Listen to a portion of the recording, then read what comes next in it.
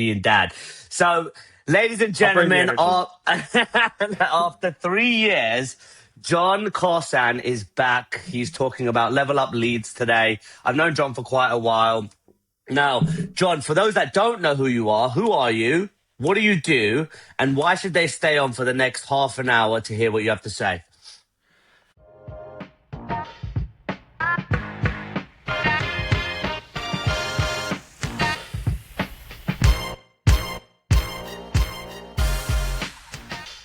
I'm John Karsant. I'm the founder and CEO of LevelUp Leads, which is an outsourced SDR agency. So SDR stands for Sales Development Representative. And essentially companies hire us to run that function for them so they don't have to do it in-house and deal with all those headaches. Absolutely. So John runs a meeting agency, and this is what makes this different, but he publicly downplays something I agree with, which is the raw meeting count in favor of pipeline quality. So he bootstrapped to a 73-person team. I think it's at around 6.5 million. Cold calling is your core channel, and everybody else is automating. You're a tennis coach turned founder who runs his X. agency like ex-tennis coach, like a coaching academy. So tell me about that, John. Tennis coach, what is that about? Well, yeah, so I played college tennis, and so I was just so focused on tennis throughout college, and by the time I graduated, I hadn't really thought too much about what I was going to do with my career. So logically, I just continued. I started coaching, and I had a lot of cool coaching jobs, from traveling and working at the Four Seasons to the local country club. And so, um, but at some point, you're like, I don't want to do this forever. So I kind of had a bit of a travel bug, and I had never been south of Mexico. And so I was Hmm. like, I really want to go to Argentina and learn Spanish, and kind of, instead of traveling around so much, I wanted to have like a base, learn Spanish, and then be able to take trips on the weekends or extended trips, but more like slow travel. So when I did that, after about 10 months, I had no job. I was just traveling, having a great time. At some point, though, I need to get back to being employed, and so that's when I no longer had a tennis job, and I got my first sales role. And so I was working remote from Argentina. This is going about back to 2015. Oh my goodness, that is so cool. So, all right, what was that moment though when you were so? I think we all go through like various careers. What was that moment when you was a tennis coach and you were like, "This is it, I've had enough." It was Walk me through that moment, that day when it happened. I want to know about the day, the details. There's multiple days, because you're on the court and it's hot, and so you're on the court. That's where you have to make a lot of your money, as you're teaching. Yep. So imagine you just have 6 hours straight, no breaks, and you're just going back to back to back hour lessons on it, and plus you're working weekends typically. So after a while, it wears on you, and you're younger, and so like you can put up with it, but you just think like, okay, I don't want to be 50 plus years old doing this as my career. So at some point, I had to pull the plug. Well, I think that's something a lot of people need to hear, bro, because if you think about it, how many people are stuck in a job right now? We're in like 2026, they're stuck, they can't figure out that next move. Like, what would you say to them? Well, I actually, speaking of sales development reps, you have a lot of really cool, and I talk about this on my podcast as well, but you have a lot of cool stories on how people were doing something like music, and then they broke into sales through the SDR role. And so there's a lot of cool stories, and you don't have to have this amazing background to get into sales. It's actually, a lot of people talk about it. It's kind of like where people end up when they have nothing else to do. And it's something that a lot of the things can be learned, and like a lot of the good SDRs were teachers, and so like there's a lot of skill sets that you can cross over into being an SDR, and ultimately that's like the beginning stage where you can work your way up and kind of go down the path of management, or you could go be a seller and be an AE. So yeah, there's a lot of cool stories that you'll hear from people on how they were working construction or teacher, and then they broke into sales. So we'll fast forward a little bit. Let's say that somebody, you in your role first as an SDR, how long did it take for you to have the realization from SDR to the point of, I can do this better than every single one of these guys? On the selling front, or starting a business? Starting a business. Yeah, so it took a while. I started out as an SDR and I was the first sales hire for a few different startups. And I got, while the pay wasn't great, what was really important to me was experience and being able to work remote. And so this is a bit before COVID and when people were working remote and it was a little more acceptable. So those were the two important things. But through that, I did get really good experience. And so I learned how to do a lot of different things and how to be scrappy and what it takes to run a startup.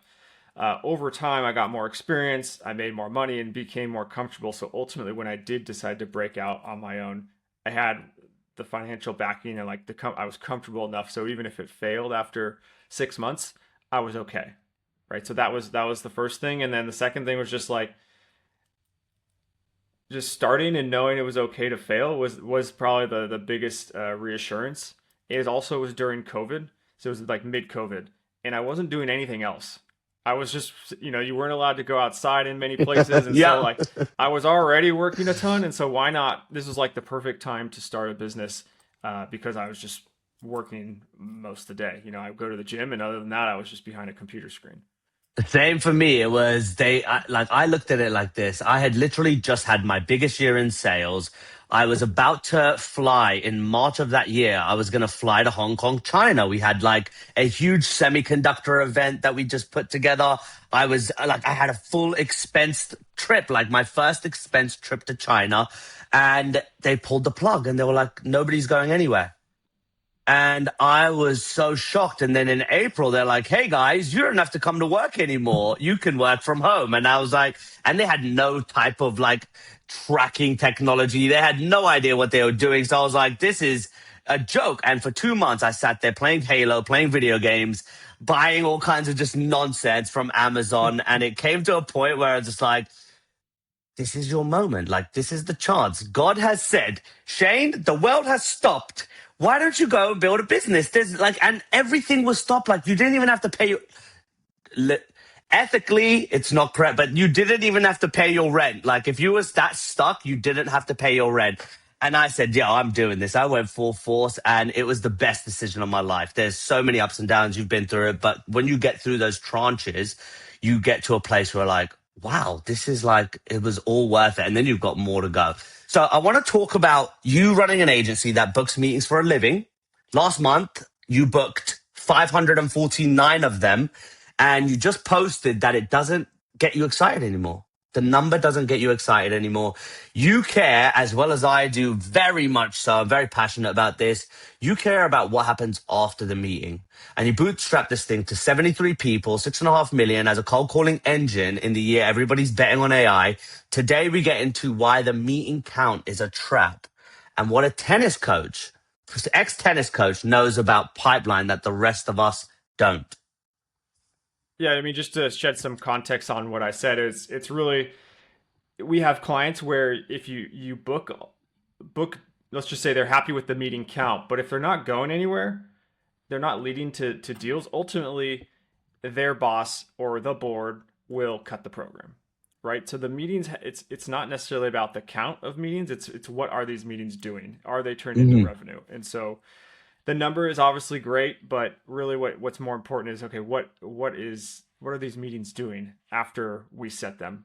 And so one thing we started doing is we started tracking internally. We added a new part to our software that we built out as like a section so the client can actually fill us in on what's going, how's it moving through the pipeline. So we're a little more in the loop on So how good or bad the lead is.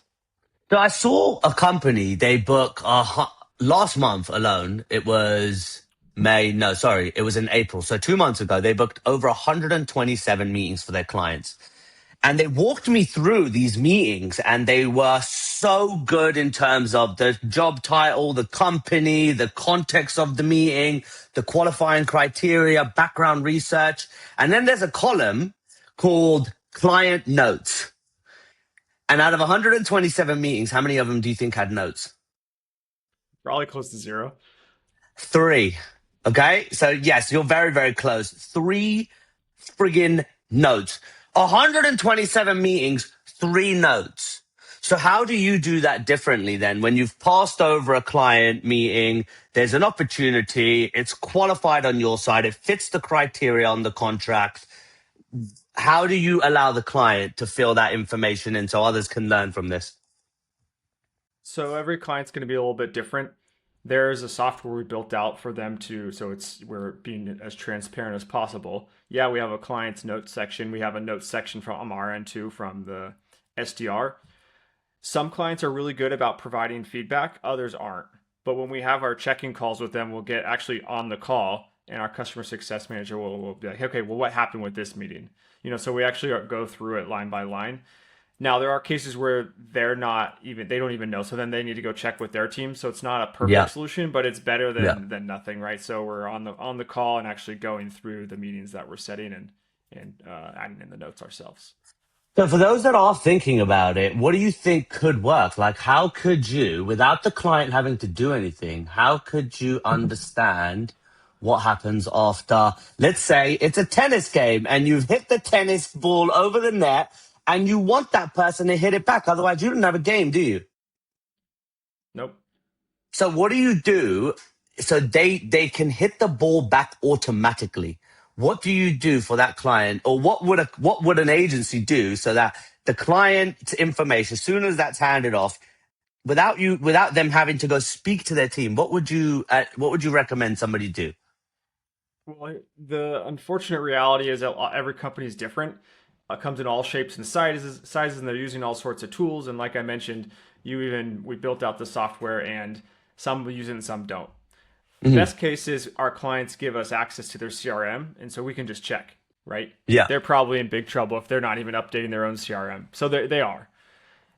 But we can go in and just look on our own, and we can see what happened, and you can see those notes. Now, not every yeah, client's going to give us access to their CRM, in which case you just absolutely. kind of got to go with the flow and Mhm. take what you can get, right? So you can, like I mentioned, you can on the calls actually go through it with them. You can write in Slack, certain things like that to get an update. Uh, those are the really the solutions we have. It's interesting. It's very interesting because a lot of agencies. So I've now interviewed over 350 agency owners, CEOs. Some of them have been investors of companies, and all of them say the same thing. And I don't know if you know, it's always down to 8 out of 10 customers are leaving their agency of choice. Do you know what the number one reason is? What is it? They can't follow the lead. Like they can't follow the lead after it's handed off. They have no data. They have no visibility. So, the conversation is all around what happened on that meeting. I don't know. I have to check. Well, my rep said that it's not a good fit right now, but that has nothing to do with us, right? If it's the Yeah. agency owner, that has nothing to do with us. If it's not right now, are they the right person? Are they the right fit? That should be qualified, right? That should hand over, and it's their job to nurture it, or it would go back to you. So if we look at the coach's edge on this, though, and these are again, without these problems, imagine how much faster agencies can go. They don't have the subjectivity. They don't lose pilots to subjectivity or guesswork. And that's what we always have to coach our team and our reps on is how do you handle that client meeting every Friday once we've handed over everything and make sure that the conversation is mutually agreed and we both see the same thing? Do you agree that that's probably the biggest problem in all agencies, that we are responsible, unless you're meeting on all those meetings? I mean, it sounds like you might be building a solution that solves this. No, I'm not doing anything. I sit here. I've exited a company. I sit here and chill out all day now and just be dad. Listen, but we'll get into that. So look, you're a tennis pro before you ever ran a sales campaign, right up until 2015. One thing I'd love to know about is you've done this really, really well with your team. I've heard it, the feedback. What does coaching a player teach you about ramping a rep that most sales leaders never learn? I th- One of the unique things about being a tennis coach is you have to learn about the individual. You can't just apply the same thing to everybody. And I think the same goes for when you're onboarding a rep, regardless of the position. That everyone's going to have different strengths and weaknesses, and you can't just apply the same type of onboarding or the same type of coaching to every single person, right? Because you may be giving them feedback in where they already have a strength, right? And so I'll just use SDRs as an example. Is some people may have really good tone, or they may have really good um, business acumen. Like so, you have to understand where they're strong, and then also coach them where they're weak. What do you think has really stood out for you in your coaching ability for them? Oh, I mean, honestly, the what rather than guessing, you ask before you make the assumption. So, as a tennis coach, we used to go up to every when you had a new lesson, right? A new client, right? Well, if you're working with a client on repeat, you get to know them better. You know their needs and what they want. But the first time you have that lesson, there's three things that every lesson should include. It's let's see if I can remember. It's fitness, fun, and knowledge, right? Now that needs to be broken up to base off the client. So they may want a lot of fitness and just a little bit of knowledge, right? So you need to ask them up front, what is most important to you? What are you looking to get out of this lesson? Mhm. And so once you can understand what they're looking for, then you can adjust the lesson to their needs. And so the same thing when you're coaching reps. What do you think is the most common pattern you've seen across reps in your Pattern? when you've been coaching them? Um, it's a good question. I would say that most most people get down on themselves because it's a tough job. You hear no a lot, and that's just the reality. Mhm. And you need to teach them or show them how to like hang on to those wins, right? So if you get one yes every 99 no's, how do you celebrate that, right? So how do you create like a team camaraderie so you're not siloed and working on your own, even though you're an SDR? Mhm. How do you work together as a team? Right. So those are some of the things we try to implement. But yeah, probably not getting down on yourself because it's a tough job. And what did you see in the like? What were the most common patterns you saw when you were working for somebody else as an SDR that you hated and you made sure would not exist in your company? There's a lot. I think not knowing what was going on above me. So having some type of insight. It doesn't mean you need to know everything, but trying to give some type of company updates, good or bad, of where things are going. So you felt more a part of the team rather than just stuck in your lane. So that's something I try to do. What do you think about commission structures when you were working at some of these companies and how you were rewarded? It's I would say it's really hard, especially the more I'm in this. It's like it depends so much on what you're selling and what the deal Hmm. cycle is like that these things can be built in many different ways. Um, Obviously, you want to incentivize someone who's actually in a sales role, not a Hmm. sales like an SDR booking meetings, but someone who's actually selling. You want to incentivize them to sell, so higher Hmm. some type of upside on commission. What did you feel was the best type of upside a seller could have? Me personally, or just in general? No, you personally, because we can't Yeah. talk about. Yeah. Um, I had some rough jobs that I learned from. Um, that I never would want to like. For example, was a commission only, full sales cycle. I've done Like that's those. something I know I will never put.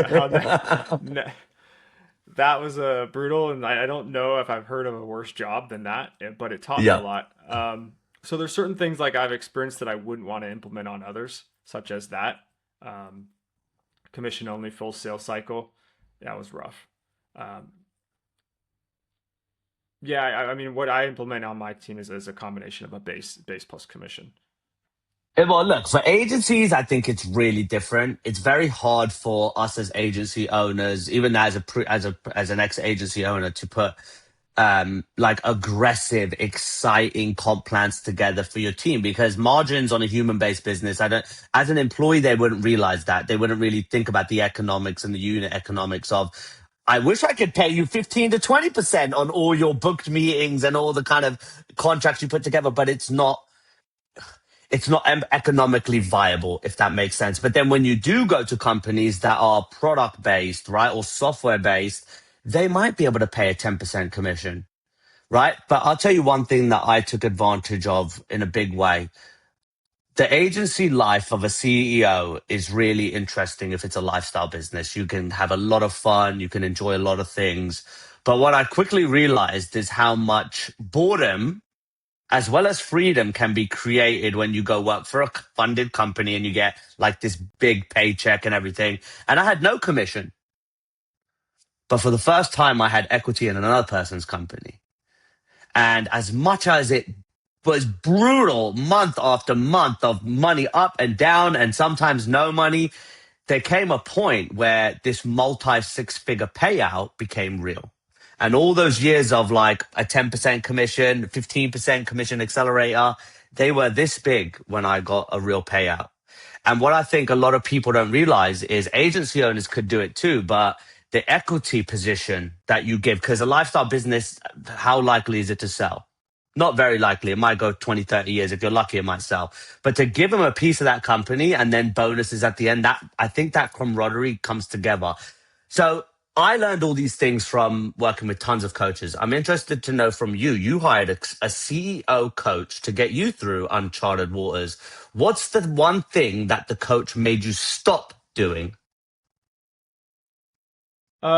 Stop. I know he made me start doing a lot of things. Let me think. Everybody Let me starts. think. What do you stop? Um, I don't know. I mean, I'm sure there's things. Nothing's coming to mind right now. I'm sure there was stuff. I'm trying to think. Um, no, I'm not sure about stopping. I mean, I started doing a lot of things. So I'll I give you know an there's stuff, but example. I just can't think of anything right now. I'll give you an example. Maybe this is jog your memory. So for me, one of the biggest lessons I learned after leaving that company, I was a power player, a revenue builder, everything that I knew to be true as a top performer. But the problem I had was how I was so passionate and so like driven towards the outcome that I kind of dismissed a lot of the emotional intelligence that I needed that I needed around me to work well with people. And what ended up happening was I found out that I would go down a rabbit hole. So I'd find a problem. As CEOs, we do it. We find a problem, we dig into it, and we want to fix it, and we want to fix it, and we're going to do everything we can to fix it, or we'll hand it off, but we will get it done, right? But sometimes you get so far down that rabbit hole that you fail to be able to bring yourself up and look around you and zoom out and say, well, there's a bigger picture over here, and maybe something I can fix here that could actually do this. So is there anything like that in your coaching experience where they're like, hey, like you can easily say, I used to book my calendar from morning till night until a coach said, where do you have time to think? Now I have 2 to 3 hours in my day of nothing where it is thinking time. So Yeah. is there anything like that that you've learned over your coaching experiences that, again, to stop doing? Yeah. Actually, as you were talking, I did think of one. Um, to get out of client delivery. And so as we got Sick. bigger, I got out of Yes. client delivery. I'd say I'm 99% out of that. Um, and that way, like what you're exactly saying is what my coach calls the do no work CEO. So essentially, it's the same concept. It's like you have to have your schedule free to strategically think, but also if there's an issue, someone gets sick, like you also have that free time to step in and help and patch up holes when necessary. So that's why you have that free time in your calendar. Bit of a superpower, right? That not many people would know unless you just spoke about it right now. Yep. So your team booked 549 meetings in May from calling, and you posted that you don't get excited about that number anymore. For a meetings agency, that's a very strange thing to say. Why do you say that? Yeah, we talked about this. It's basically the importance of what the meetings are doing rather than the actual number, right? Because if you're just booking a bunch of crappy meetings, they're not qualified. At the end of the day, it's going to backfire on you. Your clients aren't going to be happy because they're paying you. They want qualified meetings. They want to actually sell. And if you're not providing them with those opportunities and just wasting, because there's an opportunity cost too, right? Their AEs are going to the meetings. There's a bunch of wasted time. So if they're not quality meetings, at the end of the day, it's going to backfire, and likely over time, your client's going to end up leaving you. So I think you're probably familiar with this conversation too, but how do you separate a booked meeting from a real pipeline? Before you actually start with a client, you need to understand what do they want, what determines a qualified meeting, and oftentimes you can help by doing the initial filtering to help make sure it's more qualified. Like, do they need to be using a certain software, as an example? Mhm. But also on the call, after you get them to agree to a meeting, you can have some qualifying questions, right? Oh, by the way, how many locations do you have? Oh, by the way, whatever those questions are that the client wants. What's the square footage of your building? Certain things like that you can get on the call that aren't going to be as publicly available, and those will help in ensuring that the meeting's more qualified. And then just to dig a bit deeper into it, but how would you classify, what's your definition of a real deal versus just noise? Some of that's really on the client, right? How that initial meeting goes. You can only do so much in terms of a discovery on a cold call or even an email. Um, Really, you want to make sure you're hitting the qualifying criteria that they're looking for, and then how that call goes. Like, it's tough. Like, we're not the ones on the phone selling. Talking Hmm. when I say on the phones, like I mean the actual demo. So a Hmm. little bit is like getting that feedback from the client, and then if there's something coming up, we can always make adjustments and go back to something in the script or go back to the targeting. So one other test that is very, very important. You said the real test is what happens after the meeting. How early can you tell whether a booked meeting becomes pipeline or just filled a calendar? Again, that's just something you have to talk with the clients about. It's like when sometimes those meetings are a few weeks out, not ideal, but you have to ultimately talk to them and understand how that meeting went. And then you can go back and make adjustments if needed, or if it's great, hopefully we're getting that stuff updated in our dashboard. And so we Mhm. can repeat and, book those same types of like filtering criteria or personas.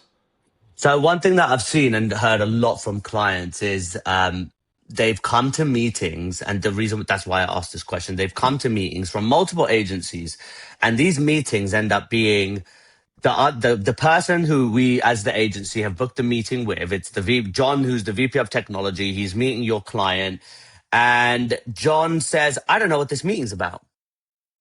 That can happen. And they're like, the rep is like, well, we booked a meeting. Here's the transcript. Here's the call. But there's a line that was said on that meeting when it was booked, which is, what do you have to lose? And this is a common thread across a lot of companies and agencies that I've found. And it's that their reps are really good at booking meetings. They have all the skills and tactics and strategies to book a meeting, but to identify a person's need and problem to be solved on that meeting, how do you kind of separate the skill of booking a meeting, which is very easy, versus the skill of booking a meeting that somebody knows, wants, and understands? How do you do that with your team? Yeah. Well, that's to your point about if someone comes to a meeting and says, I don't know what this means about. I always find that mind boggling. It's like, what are you doing showing up to meetings that you don't know what it's about? Like, how I wouldn't join any meeting. Like, I need more context, or if I forgot, I would ask. I find that very interesting that people would show up to meetings. Um, you're not going to remember everything, even Yeah. if you book, like, say maybe you're out and about or on vacation, but like it can slip through. But I just find it crazy that people would actually show up if they didn't know. Um, but yeah, the original question, sorry, was what again? So how do you separate an actual, like a meeting that's just booked? So, hey, I've got this company, they're doing X, Y, and Z. It's robotic automation for your industry. It helps VPs. Do you want to take a meeting? Yes. But they're saying yes to get you off the fucking phone, right? Yeah, Versus, and they will come to that meeting because they'll say, hey, the rep was really good. He was really nice. I thought he was really, really kind on the phone. Why not, right? Why not take the meeting? That is real. That's a very common thing. However, there's your Sandler cold callers or your professional Benjamin Dennehy cold callers who will call and make sure that that person knows exactly what that meeting is about. And in some cases, they're so good that the actual prospect will ask and say, I want the meeting. I want it, right? Which is a very different kind of attitude. It's a different behavior. It's a different skill on both sides. How do you make sure that you're not filling calendars versus putting real qualified leads into those diaries for your clients? yeah. I think this is where the human element comes into play. Like just how you can read if someone's being fake nice to you. Like you have to Hmm. kind of read if someone's just trying to say yes to get you off the phone. Yeah. That's also where some of the qualifying questions come in. Like if they're not answering that or being short, you have to understand and like read the room a little bit Hmm. and understand if they're actually going to come. And sometimes you can call it out, right? Hey, by the way, is this actually something you're interested in? Like I'm just being short with me. Like, and if, it's better that they say no and don't waste the other your client's time than the flip side where they say yes and then they either don't show or they show up and aren't that interested. It's very important. I think it's important that an agency owner knows that. And that's why I highlight it so that more people watching these episodes can go to the right agency owner who takes care of their business's time.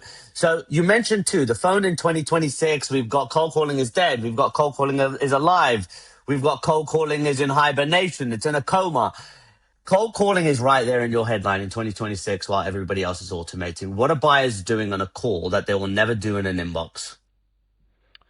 I mean, at this point, there's so much AI, and the easiest place that people are sending out or automating things is through email and LinkedIn. Now, that's not to say it can't work, but it's really where the phones are where people are standing out right now because it's human. They're conversations. You can learn more. Um, you can build relationships.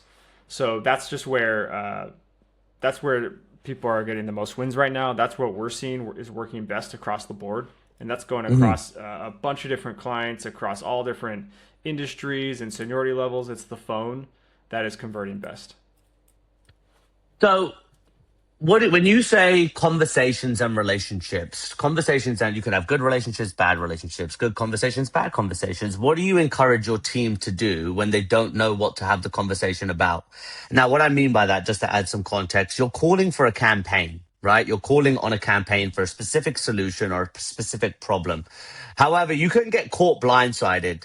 So what's your kind of fallback mechanism to keep you to that you coach your reps on when they're blindsided on a call and they need to keep the conversation going? What do you ask them to say or what do you encourage them to do? There's a few different things. One, say I don't know. Let me talk to my team and get back to you. That's way better than making something up, right? So Mhm. don't, you're going to sound like you don't know what you're talking about. Like no one knows everything, including myself, including you, including Elon Musk, right there. We all don't know everything. I'm sure if you asked Elon Musk something about his company, he's so at the top that he's not going to know a lot of things, right? So if you're an SDR, you get caught up with a question. Sometimes that happens, and we ask our client, and they don't even know, right? So Mhm. it's not like you need to be a know-it-all. Be upfront and say, "Let me get back to you. I'm not sure. I don't know the answer to that." As I mentioned, also we'll share some of these things like, "Hey, this came up. How would you handle this with our clients?" And then we Mhm. also will do training on the back end. Ideally, a lot of this training is actually happening before you go live, right? Mhm. So you're actually practicing the script. You're calling against an AI bot. You're getting these practice swings out of your system before you go live. But it's never going to be perfect. You're going to be hit with questions that you just don't know. Sometimes, so what I also add to that is the best type of questions you can ask are those people focused questions. So one thing I really leveraged in my career was the personality element. And whenever somebody would say, look, I'm not interested in right now, hey, I would just catch them very quickly. Hey, look, just before you go, you seem like you're quite a successful guy, quite a successful girl or woman. What's one piece of advice you'd give to somebody that wants to be in your position in 10 years? And you will be shocked what my call time used to be when everybody's minimums were 100 calls a day, 2 hours of talk time. Shane would have 5 hours and 37 minutes. I bought my own headset because I do have it. So, because I got to know these customers, right? I got to know these prospects. And even though cold calling back then and the level of insight that we had in 2016, 17 was very minimal, so you could only imagine how, like that one thing, teach me something, tell me something to help me understand how to be better like you. Oh my God, reps have actually changed the way they live their lives from stuff like that. One thing that I thought is really important, you outsource execution, not responsibility. And you wrote that companies that win, they don't outsource responsibility. They outsource execution and they stay close to the process. So where do you watch clients get that line wrong? Yeah, I think that when I made that post, it's about companies that they want to outsource their SDR function, Hmm. but they don't want to take any, like they just think that just because they pay the agency that it's just all going to work, and it's not that easy. And Hmm. in the clients that have stayed with us the longest, I'm talking like 2 to 3 years plus, they work closely with us. They're Hmm. willing to work with us and meet us halfway. It's not that the agency can't do everything because they're not going to know the product. They're not going to know changes going on in the organization like the company will. So it's not just outsourcing this and the job will be finished. Just the reality is that it's something where the agency and the company need to meet each other in the middle and work together. And it's not easy. It involves adjustments, failures, but through that, a lot of good will come. It makes a lot of sense. So, last few questions. You're an outbound agency, and you just said the marketing engine sets the ceiling for outbound. So you're adding SEO, PPC, and ABM, all amazing, amazing channels, all big leverage points. Is that you admitting pure outbound alone has stopped working? That we're adding on those other channels. Um, no, I do think doing multi-channel is going to be best. Like our longest standing clients that I was just talking I about, they agree. don't just use one channel. I'm You with just you. have to hit them at from different channels. That's going to work best. You just don't know who's going to respond to which one. As for the SEO and AEO, I do think it's a natural add-on, and we have some clients, but we've just been passing to a partner, Mhm. and we now have a marketing guy in house that's more than capable of doing this. So we talked together and talked about what it would look like to roll it out. So just think it'd be a nice add-on to what are some of our clients, I think it's whether they want smarter, it or mate. not. Yeah. It's much more intelligent.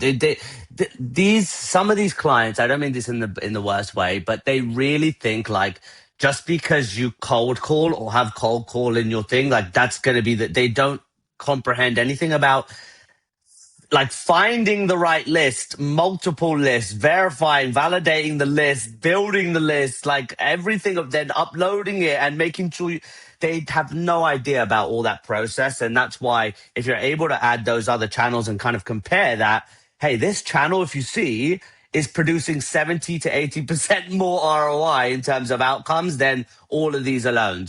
Why don't you pour a bit of money in this? And it makes a lot of sense. So if a VP of sales is listening right now and they could fix one thing in their outbound motion this week to get more quality and less calendar filler, what's the one move they should make?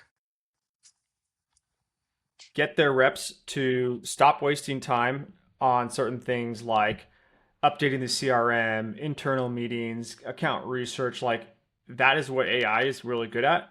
Have Hmm. AI do that, or set up some type of automation and focus and get your reps on the phones, or get them going. When independent companies are going to vary, get them going to conferences and get them in front of people and talking to people. That is going to be the biggest win. And some of the companies we work with, they have an internal team. But what we notice is they end up getting stuck doing all these other things, like I just mentioned. They are in three internal meetings and going to these events. And really, what they should be doing is on the phone. They should be on the phones Hmm. most of the time at this point. Hmm. So that would be my biggest recommendation. And last question, you shared that Cloudflare memo splitting jobs into builders, sellers, and measurers with sellers safe from AI. As someone selling outbound for a living, where do you actually see AI taking over and where does it fall flat? That was about the Cloudflare post. I found that interesting. Basically, he was Very breaking it interesting. into the measures were the ones that are most likely going to get cut by AI. Yeah, Mhm. so um, we'll see. I mean, he might be right. I would say so. Like those are the easiest things to automate is certain things like operations or finance, like or legal. Like you're noticing. Like I can come to my legal team with an already suggested text. Now they might clean it up a little bit, but before it'd be like, oh yeah, you do it from scratch. But now you have some of these tools are good enough where you can they just might tweak a word or sentence or Mhm. two, but it's like you can get a lot of the job done. So we'll see if he's right, but I felt like sharing that article to see what others thought. Awesome. Well, John, anybody who's listening, where can they find you, learn more about you if they want to work with you and hire you as an agency? Where should they go? I'm pretty active on LinkedIn. A lot of the questions you brought up were about LinkedIn posts, so I try to post there once a day. John Karsant, I believe I'm the only one. And otherwise, my website, levelupleads.io. Lovely. Well, that's it for the podcast. Any last words? Nope. Thanks for having me on, Shane. Appreciate it. No problem, dude. Thank you very much. Thank you very much for taking the time to watch this episode and staying here the whole way through. If you like what you saw, click subscribe. It'll take you 2 seconds. It helps me reach amazing guests and deliver valuable content for you. And if you ever want to find out what we do as a business, go to www.gorevintel.com, and that is the place where we help you make decisions that are backed by intelligence, and it's for founder CEOs. That's it for me for now. I'll see you on the next episode. Bye.